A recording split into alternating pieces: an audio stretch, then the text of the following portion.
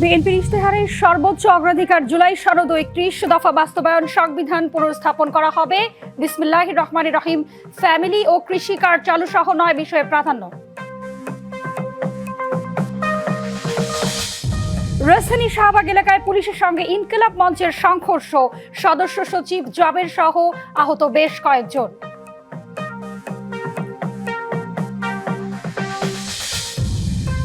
সুযোগ পেলে দুর্নীতি নির্মূল করতে চায় জামায়াত, কাউকে চাঁদাবাজি করতে না দেওয়ার হুঁশিয়ারি দলটির আমিরের।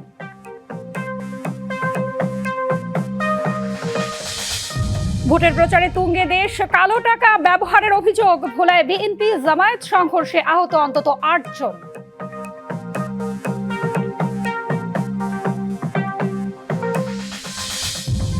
বাংলাদেশ জাপান অর্থনৈতিক অংশীদারিত্ব চুক্তি সহ দেশটিতে শুল্কমুক্ত প্রবেশাধিকার পাবে বাংলাদেশের ৭,৩৭৯টি পণ্য।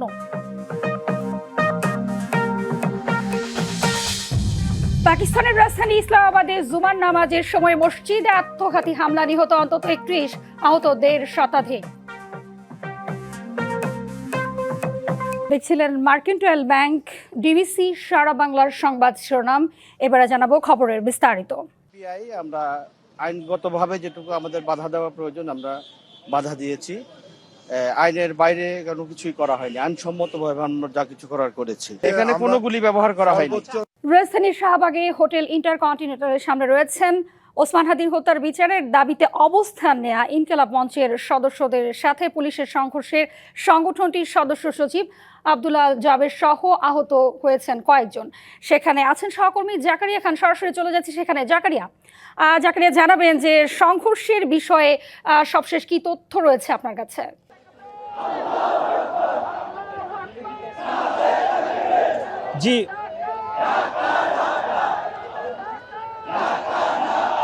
জি হাবিবা, শুরুতে একটু সংশোধন করতে চাই। আমরা এই মুহূর্তে রয়েছি রাজধানীর শাহবাগ মোড়ে, যেখানে এই মুহূর্তে পুরো শাহবাগ মোড়টি উত্তাল হয়ে উঠেছে শরীফ ওসমান বিন হাদির হত্যার বিচারের দাবিতে। এবং এর আগে কিন্তু বিকাল ৪টার দিকে রাজধানীর ইন্টারকন্টিনেন্টালের সামনে, যেখানে ইনকিলাব মঞ্চ অবস্থান নিয়েছিলেন শরীফ ওসমান বিন হাদির হত্যাকাণ্ডের জাতিসংঘের তত্ত্বাবধানে তার হত্যাকাণ্ডের বিচারের দাবিতে তারা সেখানে অবস্থান নিয়েছিলেন। এবং সেখান থেকে তারা যখন যমুনা অভিমুখে যাত্রা করে তখন কিন্তু তাদের উপরে police tear shell, sound grenade সহ তাদের উপরে লাঠিচার্জ করে। এবং সেখানে ইনকিলাব মঞ্চের সদস্য সচিব আব্দুল্লাহ আল জাবের, ফাতিমা তাসনিম জুমা ও ওসমান হাদির স্ত্রী ও ইনকিলাব মঞ্চের সদস্যরা ছিলেন। এবং তার মধ্যে কিন্তু আব্দুল্লাহ আল জাবের তিনি আহত হয়েছেন।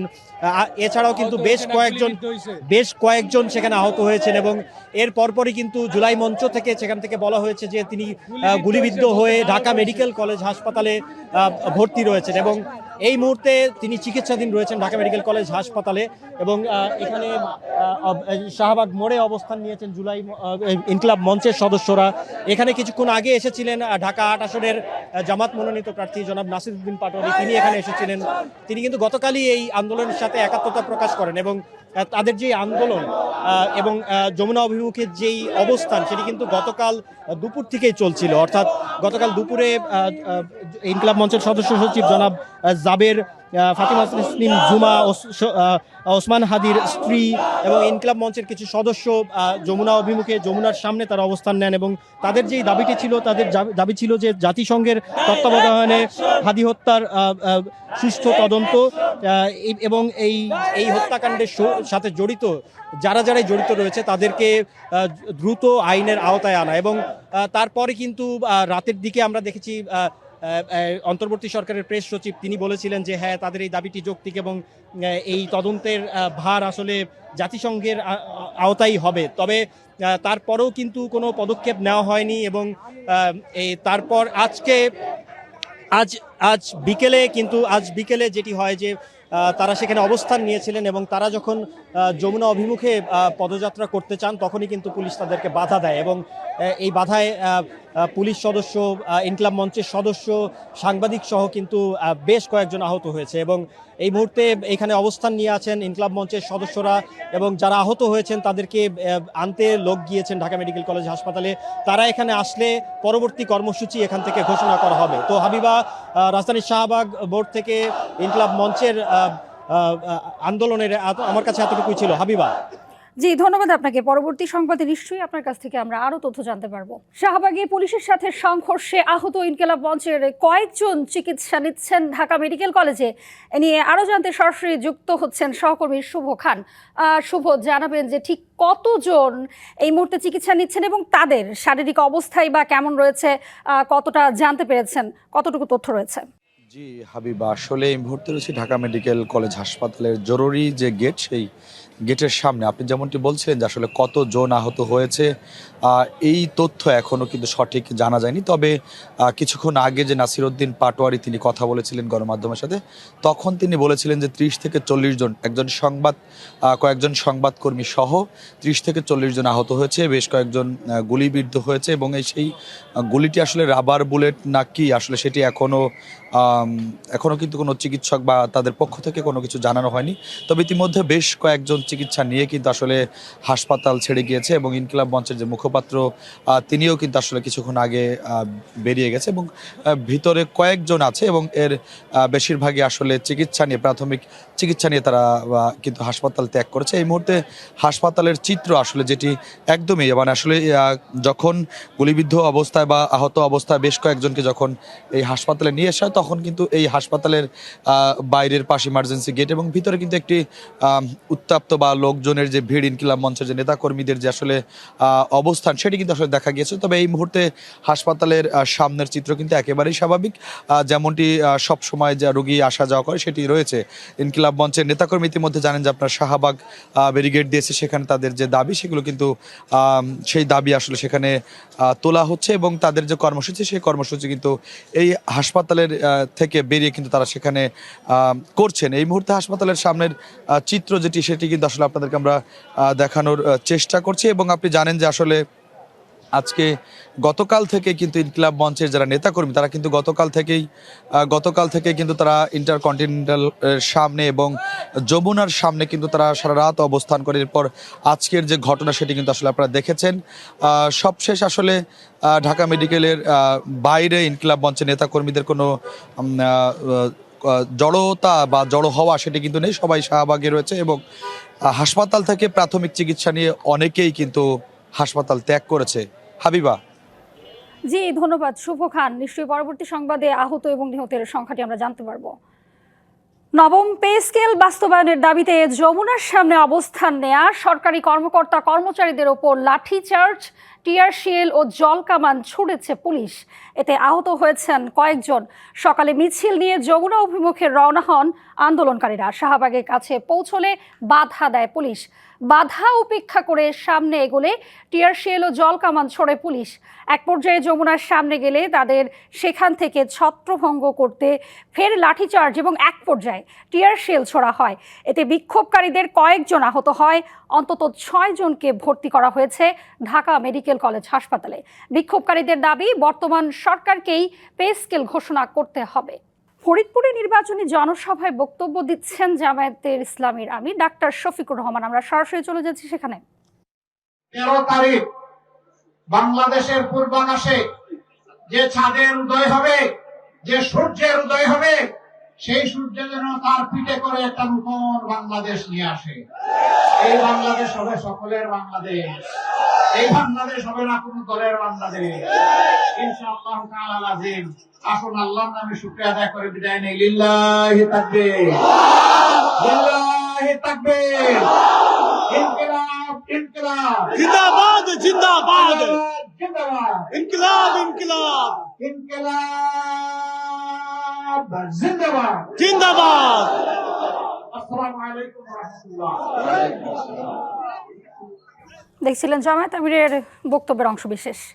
দেশ পরিচালনার সুযোগ পেলে দুর্নীতির ঘাড় ধরে টান দেবে জামায়াত, চাঁদাবাজি করতে দেয়া হবে না কাউকে। বরিশালে নির্বাচনী জনসভায় এমন হুঁশিয়ারি দিয়েছেন জামায়াতের আমির ডাক্তার শফিকুর রহমান। তিনি বলেন, ভোটের মাধ্যমে হবে নতুন বাংলাদেশের জন্ম। নারীদের নিরাপত্তা এবং মর্যাদা নিশ্চিত না হওয়া পর্যন্ত লড়াই চলবে জামায়াতের। নদী সংস্কার লাগবে আমাদের।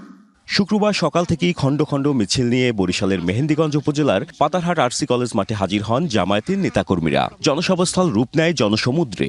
জনসভায় বরিশালের উন্নয়নে নানা প্রতিশ্রুতি দিয়ে জামায়াত আমির ডাক্তার শফিকুর রহমান বলেন, নদী শাসনের চেয়ে নদী সংস্কার জরুরি। নদীগুলো এখন ভরাট হয়ে গিয়ে মরুভূমি অথবা কঙ্কালে পরিণত হয়েছে। নদী শাসন নয়, নদী সংস্কার লাগবে আমাদের। নদীকে আপন করে নিতে হবে। নদী বাঁচলে বাংলাদেশও বাঁচবে ইনশাল্লাহ। নদীকে হত্যা করার কুফল আমরা ভোগ করছি। তিনি বলেন, জামায়াত দেশ পরিচালনার দায়িত্ব পেলে কাউকে চাঁদাবাজি করতে দেয়া হবে না। হুঁশিয়ারি দেন দুর্নীতির বিরুদ্ধে। দুর্নীতির জড় আমরা কেটে দিতে চাই। আমরা দুর্নীতির পাতা আর ডাল ধরে টান দেব না, আমরা দুর্নীতির ঘাড় ধরে টান দেব। রাঘব বোয়াল, গডফাদার, মাফিয়া এরা থাকবে আইনের দরাছোঁয়ার বাইরে। আর ওই যারা সিসকাচুর তাদেরকে আনবেন আপনি আইনের আওতায় শাস্তি দেবেন। এটা চরম অন্যায়। জড়ে মূলে হাত দিতে হবে ইনশাআল্লাহ।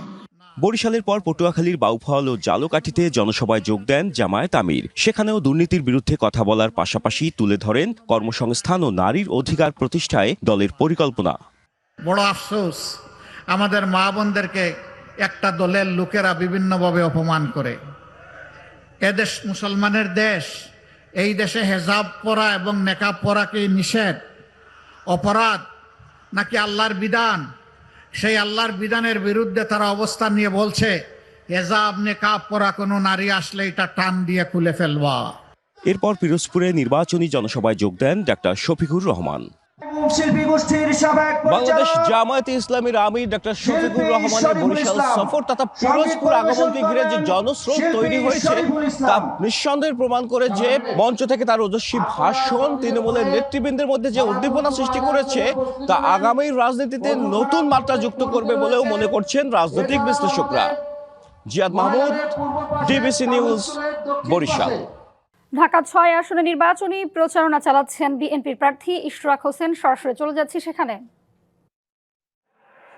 আপনারা সকলেই জানেন যে এই নির্বাচনটি অত্যন্ত গুরুত্বপূর্ণ এই কারণে এটির সাথে জড়িয়ে আছে আমাদের ভবিষ্যৎ, এটির সাথে জড়িয়ে আছে আমাদের অতীত, এটির উপর নির্ভর করছে আমাদের ভবিষ্যৎ। বিগত ১৭ বছর বাংলাদেশে জনগণের ভোটাধিকারকে লুণ্ঠন করে ৩টি পাতানো নির্বাচনের মাধ্যমে একটি ফ্যাসিবাদী সরকার বাংলাদেশের জনগণের বুকে পাথরের মতো, জগদ্দল পাথরের মতো চেপে বসেছিল। একটি ভয়াল রাজ্য তৈরি করেছিল যেখানে গুম, খুন, হত্যা, নির্যাতন, মামলা, হামলা সহ বিভিন্ন ধরনের জুলুমের মাধ্যমে বাংলাদেশের সাধারণ জনগণের কণ্ঠকে স্তব্ধ করে আমাদের বুকের উপর স্টিম রোলার চালিয়ে বাংলাদেশের অর্থ সম্পদ লুটপাট করে বিদেশে পাচার করে দিয়েছিল খুনি হাসিনা। দেশ জুড়ে বইছে নির্বাচনের জোর হাওয়া। 12ই ফেব্রুয়ারি হবে ত্রয়োদশ জাতীয় সংসদ নির্বাচনের ভোট গ্রহণ। ইনি কি ভাবছেন সাধারণ মানুষ থেকে শুরু করে আগামীর জনপ্রতিনিধিরা, সে কথাই জানাতে ডিবিসি নিউজের ইলেকশন এক্সপ্রেস ছুটে যাচ্ছে সব সংসদীয় আসনে। এখন রয়েছে সংসদীয় আসন 272 নোয়াখালী 5-এ। ইলেকশন এক্সপ্রেস আছে নোয়াখালী জেলায়। এই মুহূর্তে আমাদের সাথে অতিথি হিসেবে যুক্ত আছেন নোয়াখালী 5 আসনে বিএনপি মনোনীত প্রার্থী মোহাম্মদ ফখরুল ইসলাম। আমরা তার সাথে কথা বলবো। আমাদের অনুষ্ঠানে আপনাকে স্বাগত জানাচ্ছি। আপনি এই আসনে নির্বাচন করছেন, সাধারণ মানুষের সাড়া কেমন পাচ্ছেন এবং নির্বাচনের লেভেল প্লেইং ফিল্ড আছে কিনা? প্রথম প্রশ্ন হচ্ছে সাধারণ মানুষের সাড়া কেমন, আপনি বুঝতে পারছেন। এটা আমার এলাকার একটা ইউনিয়নের একটা ওয়ার্ডের মিটিং আজকে। সেখানে যে পরিমাণ আমাদের নারী পুরুষের সমাবেশ, তাতেই বুঝতে পারছেন সাধারণ মানুষ 17 বছর পরে যে ভোট দিচ্ছে ঈদের আনন্দের মতো উৎসাহ উদ্দীপনার সাথে মানুষ ভোট দেওয়ার জন্য উদ্গ্রীব। তাতে সাংঘাতিকভাবে সাড়া আমি মনে করি। ইনশাল্লাহ 100% আমি আশাবাদী, ইনশাল্লাহ আমরা বিজয় হব ইনশাল্লাহ। আপনি যে প্রচারণায় যাচ্ছেন এবং আপনার নেতাকর্মীরা প্রচারণায় যাচ্ছে, সেখানে কোনো বাধার মুখে পড়ছেন কিনা? না, আমি এখন মনে করি এখন পর্যন্ত অত্যন্ত শান্তিপূর্ণ নির্বাচন, এখানে কোনো বাধার কোনো পরিবেশ নাই, সেখানে নির্বিঘ্নে প্রচারণা চলছে সকলের জন্য, লেভেল প্লেইং ফিল্ড, এখানে বহাল অবস্থা আছে, দু চারটা খুচরা জিনিস আছে, কিন্তু ভোটের দিন আমার পাশের প্রতিপক্ষ তাদের পাশের সিট শানবাগ, সেখানে তাদের প্রার্থী প্রত্যাহার করেছে, যার কারণে তারা বলছে তাদের নেতাকর্মীরা এখানে এসে ভোট কেন্দ্রগুলোতে কিছুটা ঝামেলা পাকাতে পারে, এটা একটা আশঙ্কা। আপনি যদি বিজয়ী হন, মানুষ আপনাকে এই আসনে এমপি হিসেবে সংসদে পাঠায়, তাহলে আপনি মানুষের জন্য কি করবেন মাস্টার প্ল্যানটা? আমাদের প্রথমত হচ্ছে আমার এটা চরাঞ্চল, উপকূল অঞ্চল, এখানে নদীর পাড়ের লোকেরা গত বছর এখানে ক্লোজার ভেঙে দেওয়ার কারণে শত শত বাড়িঘর ভাঙ্গনের মুখে অনেক বাড়িঘর উচ্ছেদ হয়ে গেছে। আমার প্রথম কাজ হচ্ছে নদীর পাড়ের লোকদের জন্য বাড়িঘর রক্ষা করা, সেখানে ক্লোজার নির্মাণ, নদীর শাসন, বেড়িবাঁধ নির্মাণ, ব্লক দেওয়ার মাধ্যমে ওই এখানে বাড়িঘরকে নির্মাণ করা এবং বাড়িঘরকে সেখানে সঠিক জায়গায় রাখা। দ্বিতীয়ত হচ্ছে গত বছর 3 মাসের অধিক কাল এই অঞ্চল পানির নিচে ছিল, এখানে খাল খনন, নদী খননের মাধ্যমে এখানকে বন্যা মুক্ত করা মানুষকে। এরপরে এলাকার চর এলাকা গরিব লোকজন, হাজার হাজার মানুষ বেকার, লোকদের চাকরির ব্যবস্থা করা। আপনি মাদক এবং চাঁদাবাজির কথা বলছিলেন, এগুলো নির্মূলের কথা বলছিলেন, সেটা কিভাবে করবেন? এটার কোনো মাস্টার প্ল্যান আছে কিনা? এখানে মাস্টার প্ল্যান হচ্ছে, প্রথম হচ্ছে আমার দলের মধ্যে যদি কোনো এ জাতীয় রোগী থাকে, আগে এই চাঁদাবাজদেরকে, গাঁজার ব্যবসায়ীদেরকে পুলিশের তুলে দেবো প্রথম আমার দল থেকে, এবং যদি তখন দলের বাইরে শাসন করতে সুবিধা হবে। আমি মনে করি যদি আমার দলকে, ক্ষমতাসীন দলকে নিবৃত করতে পারলেই এটা নিবৃত হয়ে যায়। মূলত ক্ষমতা 17 ছায়া এগুলো চলে বেশিরভাগ, আমার দল এখনও ক্ষমতায় নেই। ইনশাল্লাহ আমি বিশ্বাস করি আমি এসব প্রশ্নে কঠোর অবস্থান নেব, কোনোভাবেই আপোষ করা হবে না। আপনার এলাকা অনেকটা দুর্গম এবং নারীরা অনেকটা পিছিয়ে আছে পড়াশোনায়, চাকরিতে, তাদের জন্য বিশেষ কিছু করবেন কিনা? ইনশাল্লাহ কারিগরি প্রত্যেক স্কুল, কলেজ, মাদ্রাসায় কারিগরি শিক্ষা এবং ভাষা শিক্ষা কম্পালসারি করে আমার আন্তর্জাতিক বিশ্বের চাকরি উপযোগী, বিদেশে এবং দেশের চাকরি উপযোগী পরিবেশ তৈরি করব। এবং এখানে শিল্প কারখানা তৈরির মাধ্যমে এখানে চিংড়ি ঘেরের এলাকা যদি নিরাপত্তা নিশ্চিত করতে পারি, চাকরির বাজার এখানে কঠিন হবে না, প্রচুর লোকের চাকরির সুযোগ হবে। আমি নিজের ব্যবসায়ী, শিল্প কারখানা তৈরির মাধ্যমে এবং বিদেশে চাকরি দেওয়ার মাধ্যমে ইনশাল্লাহ আমি এখানে বেকারত্ব দূর করবো ইনশাল্লাহ।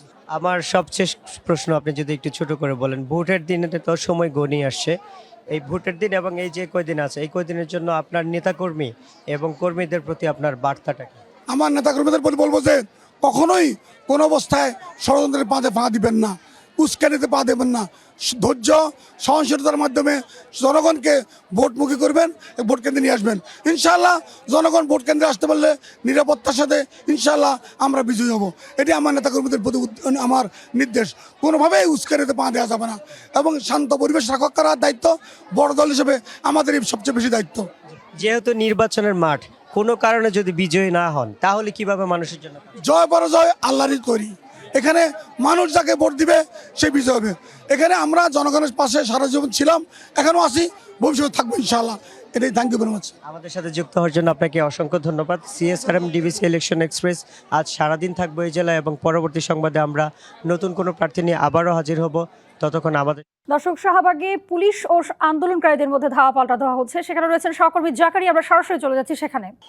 জি হাবিবা, এই মুহূর্তে রণক্ষেত্রে পরিণত হয়েছে রাজধানীর শাহবাগ মোড়, যেখানে কিনা কিছুক্ষণ আগেও আন্দোলন করছিলেন ইনকিলাব মঞ্চের সদস্যরা। আজ বিকেলে তারা আজ বিকেলে তাদের উপর হামলার প্রতিবাদে তারা কিন্তু তাৎক্ষণিক একটি বিক্ষোভ সমাবেশ ডেকেছিল, যে বিক্ষোভ সমাবেশটি শাহবাগ মোড়ে হচ্ছিল। কিন্তু কিছুক্ষণ আগেই, ঠিক 3 থেকে 4 মিনিট আগেই এই শাহবাগ লক্ষ্য করে কিন্তু পুলিশ সাউন্ড গ্রেনেড নিক্ষেপ করতে করতে শাহবাগের উদ্দেশ্যে আসে এবং এই যে আন্দোলনকারীরা ছিল তাদেরকে ছত্রভঙ্গ করে দেয়, তাদের উপর লাঠিচার্জ করে। এবং এখনও আপনারা শুনতে পাচ্ছেন যে পাশে কিন্তু এখনও থেকে সাউন্ড গ্রেনেড নিক্ষেপ করছেন এবং যাদেরকেই পুলিশ মনে করছেন যে তারা এই আন্দোলনকারী এবং আন্দোলনের সাথে যুক্ত, তাদেরকে কিন্তু তারা খুঁজে বের করছেন, তাদেরকে ধাওয়া দিচ্ছেন এবং তাদেরকে লাঠিচার্জ করছেন। এই মুহূর্তে আপনারা দেখতে পাচ্ছেন যে পুলিশের যেই ছোটাছুটি এবং যেই আন্দোলনকারীদের খোঁজার যে তৎপরতা, সেটি আপনারা দেখতে পাচ্ছেন। এবং আমি জানিয়ে রাখি যে এই যে হামলা প্রতি হামলা, যে সংঘর্ষের ঘটনা ঘটেছে, এটি সবকিছুই ঘটেছে শরীফ ওসমান বিন হাদি, তাকে তার হত্যার বিচারের দাবিতে যেই যে তার হত্যার বিচারের দাবিতে ইনকিলাব মঞ্চের যেই অবস্থান কর্মসূচি ছিল যমুনার সামনে, যেখানে ছিলেন শরীফ ওসমান বিন হাদির স্ত্রী এবং ইনকিলাব মঞ্চের সদস্য সচিব জাবের জুমা সহ আরও বেশ কয়েকজন, তারা গতকাল দুপুরে সেখানে অবস্থান নেন এবং সেখানে তারা এই যে শরীফ ওসমান বিন হাদির হত্যার যে বিচার, সেই বিচারটি তারা জাতিসংঘের তত্ত্বাবধানে করার একটি দাবি জানিয়েছিলেন এবং ইন্টারিম সরকারকে তারা বলছিলেন যে এই দাবি তাদেরকে বাস্তবায়ন করতে। তো সেই দাবিতে গতকাল দুপুর থেকে আপনারা দেখতে পাচ্ছেন যে একজন আহত, তাকে লাঠিচার্জ করা হয়েছে এবং তিনি আহত হয়েছেন রক্তাক্ত অবস্থায়। তাকে একজন নিয়ে যাচ্ছেন চিকিৎসার জন্য। আমরা কিন্তু বেশ কয়েকজনকেই দেখেছি তারা মুহূর্তেই আহত হয়েছেন, রক্তাক্ত হয়েছেন এবং তাদেরকে এখান থেকে রক্তাক্ত অবস্থায় তাদেরকে নিয়ে যাওয়া হয়েছে। আমি আর একটু দেখানোর চেষ্টা করি। এই মুহূর্তে আসলে এগিয়ে আসছে ভোটের দিন, পাল্লা দিয়ে বাড়ছে প্রচারণার গতি, ব্যানার ফেস্টুনে ঢেকে গেছে রাজধানীর আকাশ। নানা প্রতিশ্রুতির স্লোগান আর গানের সুরে মাতোয়ারা গলি থেকে রাজপথ। ছুটির দিনের সকাল থেকেই রাজধানীর বিভিন্ন আসনে প্রচারণা চালাচ্ছেন প্রার্থীরা। প্রার্থীদের প্রচারণার এই দৃশ্য এখন সারা দেশেই, রাজধানীও তার ব্যতিক্রম নয়। পাড়া মহল্লা অলিগলি চষে বেরিয়ে মানুষের কাছে যাচ্ছেন প্রার্থীরা, শুনছেন সমস্যা, দিচ্ছেন প্রতিশ্রুতি, বিনিময়ে চাইছেন ভোট। ছুটির দিনে সকালে ঢাকা ৯ আসনে বিএনপির প্রার্থী হাবিবুর রশিদ হাবিব উত্তর বাসাবো এলাকায় গণসংযোগ করেন, অংশ নেন উঠান বৈঠকেও। এবং এই এলাকার মানুষ সেটাই মনে করছে যে দীর্ঘ অনেক বছর পর কোনো একটা বড় দল থেকে তাদের এলাকার সন্তান নমিনেশন পেয়েছে, সুতরাং তাকে যদি বিজয়ী করা যায় তাহলে আমরা সবাই মিলেই একসঙ্গে এই কাজগুলি এগিয়ে নিতে পারবো। এদিকে ঢাকা ১১ আসনের বিএনপির প্রার্থী এম এ কাইয়ুম রাজধানীর ভাটারা বাড়িধারা এলাকায় তার কর্মী সমর্থকদের সঙ্গে বৈঠক করেছেন। আগামীতে ধানের শীষকে বিজয়ী করার আহ্বানও জানান বিএনপির এ প্রার্থী। 12 ফেব্রুয়ারি আমি বলবো যে আপনারা 17 বছর পর ভোটের অধিকারটা ফিরে পেয়েছেন, ভোট দিতে আসেন এবং ধানের শীষের পক্ষে দেন। দুপুরে নামাজের পর আদাবর এলাকায় গণসংযোগ করেন ঢাকা ১৩ আসনের বিএনপির প্রার্থী ববি হাজ্জাজ। পোস্টাল ব্যালটে অনিয়ম সহ নানা অভিযোগ তার। ভোটার রোল নিয়ে আমাদের দুশ্চিন্তা আছে, আপনার ওই যে পোস্টাল ভোট নিয়ে বড় দুশ্চিন্তা আছে। সেই জিনিসগুলো এখনো নির্বাচন কমিশন আমাদেরকে পরিষ্কার করতে পারেনি, আর মাত্র 6 দিন বাকি নির্বাচনের। ঢাকা ৮ আসনে বিএনপির প্রার্থী মির্জা আব্বাস নামাজের পর প্রচারণা চালান শান্তিবাগ এলাকায়। ইলেকশন ইঞ্জিনিয়ারিং নিয়ে শঙ্কার কথা জানান তিনি। ইলেকশন ইঞ্জিনিয়ারিংটা ইটস ভেরি ডিফিকাল্ট থিং, এটা ভিতর কি করে ফেলবে এটা বলা খুব মুশকিল। আমাদের জনগণ আমাদের প্রতিরোধের হাতিয়ার। দলীয় প্রার্থীদের পাশাপাশি স্বতন্ত্র প্রার্থীরাও ছুটছেন ভোটারদের কাছে। শুক্রবার সকাল থেকেই প্রচারণায় নামেন ঢাকা 12 আসনে স্বতন্ত্র প্রার্থী সাইফুল আলম নীরব। তেজগাঁওয়ে বিভিন্ন এলাকায় জনসংযোগ করেন। এলাকার জনগণ বিমান ধর কিছু নাই, আমাকে আগে ইনশাল্লাহ এই মাটির সন্তান হিসাবে আগামী 12 তারিখ ফুটবল মাঠে ভোট দিয়ে ইনশাল্লাহ আমাকে জয়যুক্ত করুন। প্রার্থীদের সাথে সাথে ভোটাররাও মেলাচ্ছেন নানা সমীকরণ। সব মিলিয়ে দেশ জুড়ে চলছে নির্বাচনের ক্ষণগণনা। Tahsina Jesi, DBC news, Dhaka. জাতীয় নির্বাচন ঘিরে প্রচারণার উৎসবে দেশ, শহর থেকে গ্রাম, পাড়া থেকে মহল্লা, অলিতে গলিতে প্রার্থীদের ছোটাছুটিতে প্রচারণা তুঙ্গে। দলীয় সমর্থনের সভার সমাবেশে যোগ দিচ্ছেন নারীরা। তবে ভোটের প্রচারে কালো টাকার ব্যবহারের অভিযোগ করেছেন কিছু প্রার্থী।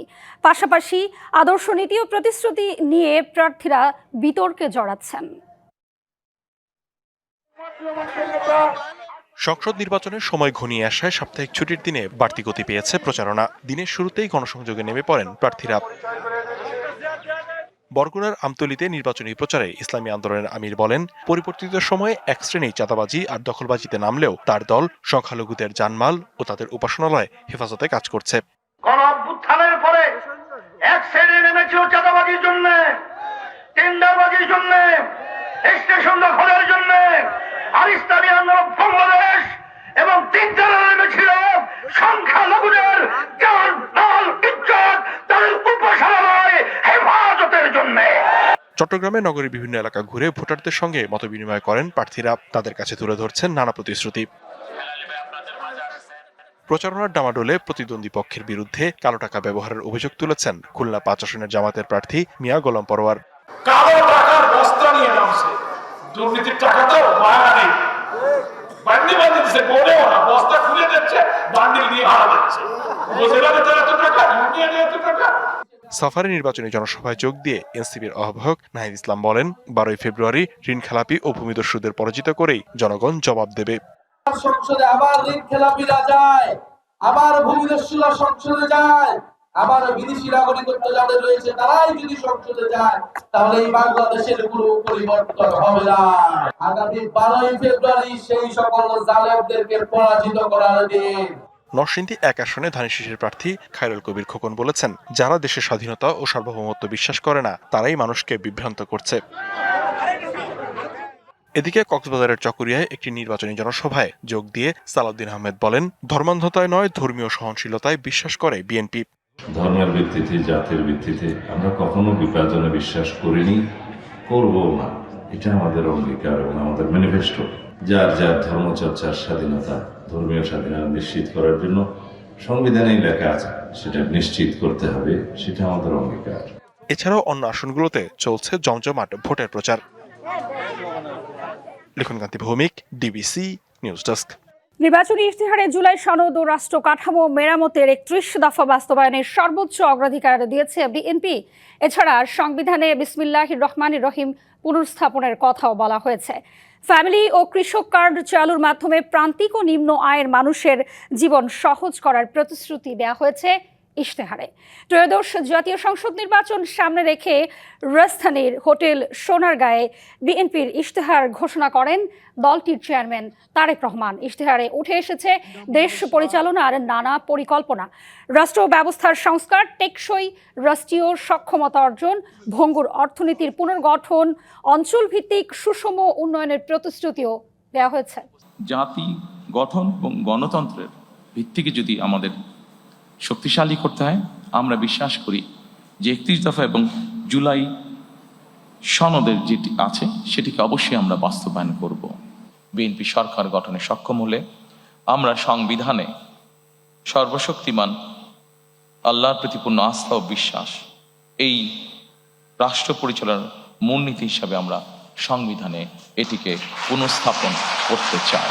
রাজধানীর শাহবাগ এলাকায় পুলিশের সাথে ইনকিলাব মঞ্চের নেতাকর্মীদের সংঘর্ষে সংগঠনটির সদস্য সচিব আব্দুল্লাহ আল জাবের সহ আহত হয়েছেন বেশ কয়েকজন। বিকেলে জাতিসংঘের অধীনে শরীফ ওসমান হাদি হত্যার তদন্ত ও জড়িতদের বিচারের দাবিতে ইন্টারকন্টিনেন্টাল মোড় থেকে যমুনা অভিমুখে যাওয়ার সময় এই ঘটনা ঘটে। শুক্রবার সকাল থেকে ইন্টারকন্টিনেন্টাল হোটেলের সামনে অবস্থান কর্মসূচি করছিল ইনকিলাব মঞ্চের কয়েকশো বিক্ষোভকারী। এক পর্যায়ে তারা ব্যারিকেড ভেঙে যমুনার দিকে যেতে চাইলে পুলিশের সঙ্গে সংঘর্ষ হয়। বিক্ষোভকারীদের ছত্রভঙ্গ করতে জল কামান ও টিয়ার গ্যাস ব্যবহার করে পুলিশ। এ সময় ইনকিলাব মঞ্চের সদস্য সচিব আব্দুল্লাহ আল জাবের সহ আরও কয়েকজন আহত হয়। তাদের মধ্যে কয়েকজনকে নেওয়া হয়েছে ঢাকা মেডিকেলে। এদিকে আন্দোলনকারীদের ওপর গুলি করা হয়নি বলে জানিয়েছে ডিএমপি। এদিকে অন্তর্বর্তী সরকার জানিয়েছে রবিবার জাতিসংঘের কাছে হাদি হত্যার বিচারের বিষয়ে আনুষ্ঠানিকভাবে চিঠি দেয়া হবে। জাপানের সঙ্গে অর্থনৈতিক অংশীদারিত্ব চুক্তি বা ইপিএ সই করল বাংলাদেশ। এর আওতায় বাংলাদেশের 7,379টি পণ্য জাপানের বাজারে শুল্কমুক্ত প্রবেশাধিকার পাবে। চুক্তির আওতায় শুরুতে বাংলাদেশের বাজারে 1039টি জাপানি পণ্য শুল্কমুক্ত প্রবেশাধিকার পাবে। জাপান সফররত বাংলাদেশ সরকারের একটি প্রতিনিধি দল এই চুক্তিতে সই করে। চুক্তির আওতায় পরে পর্যায়ক্রমে 6 থেকে 8 বছরে ধাপে ধাপে আরও 2,702টি জাপানি পণ্য শুল্কমুক্ত তালিকায় যুক্ত হওয়ার কথা রয়েছে। ইপিএ চুক্তির আওতায় দুই দেশের বাজারে 9,354টি পণ্য শুল্কমুক্ত প্রবেশাধিকার পাবে, যার মধ্যে বাংলাদেশি পণ্যের সংখ্যা 7,436টি। শুল্কমুক্ত তালিকায় আমদানি করা জাপানি গাড়ি থাকছে না। দেশীয় অটোমোবাইল শিল্পের বিকাশেই এমন সিদ্ধান্ত নিয়েছে সরকার। সংবাদ এই ছিল এখনকার মতন। ডিবিসির সঙ্গেই থাকুন।